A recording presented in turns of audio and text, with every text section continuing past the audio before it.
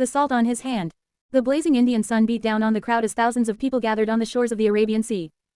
It was April 6, 1930, the culmination of the Salt March. For 24 days, Mahatma Gandhi had walked over 240 miles, from Sabarmati to Dandi, his small, frail frame moving steadily through villages and towns. Everywhere he went, people joined him. Farmers, workers, mothers, children, until the march had grown into an unstoppable river of humanity. The march was about salt, but it was also about freedom.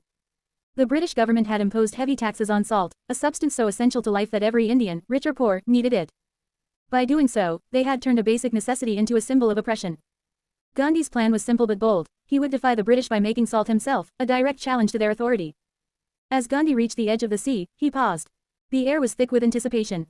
He bent down, his bare feet sinking into the wet sand, and scooped up a handful of salt-encrusted mud. The crowd watched in silence as he raised it high, letting the grains trickle through his fingers. "This," he said, his voice calm but filled with conviction, "is the beginning of the end for British rule in India." The crowd erupted in cheers, their voices carrying across the water like a roar of thunder. For them, it was not just an act of defiance, it was a declaration of hope.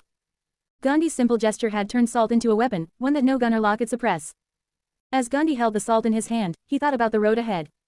He knew this act of civil disobedience would provoke a harsh response. Thousands would be arrested, beaten, even killed. He himself would likely be thrown into jail again. But he also knew that the movement he had ignited was unstoppable. The salt in his hand was more than just a symbol, it was a promise. A promise that freedom was not a distant dream, but something within reach. That night, as the stars lit up the sky, Gandhi sat on the beach with his followers.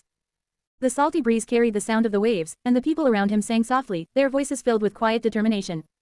Gandhi smiled as he listened. He had always believed in the power of nonviolence, in the idea that great change could come from small, peaceful acts.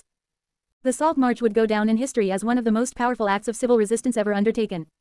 It would inspire movements around the world, from the civil rights movement in the United States to anti-apartheid protests in South Africa.